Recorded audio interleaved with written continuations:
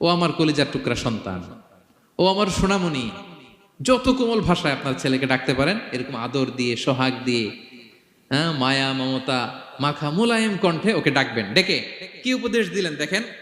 সাইয়েদনা লোকমান প্রথম উপদেশ দিলেন, ইয়া বুনাইয়া, আমার সন্তান, লা তুশরিক বিল্লাহ, ও আমার কলিজার টুকরা বাবা, আল্লাহর সাথে তুমি শিরক করো না। প্রথম উপদেশ, খবরদার আমার কলিজার টুকরা সন্তান, আল্লাহর সাথে শরীক করতে যেও না। আল্লাহর সমকক্ষ কাউকে মনে করো না। আল্লাহকে যেমনি বড় মনে করো, আল্লাহকে যেমনি রিজিক দাতা মনে করো, আল্লাহকে যেমনি পালন কর্তা মনে করো, গোটা বিশ্বের কোন সৃষ্টিকে এমন মনে করো না। লা তুশরিক বিল্লাহ, শিরক করো না। প্রথম অ্যাডভাইস দেখেন, প্রথম অ্যাডভাইসটা অনেক গুরুত্বপূর্ণ।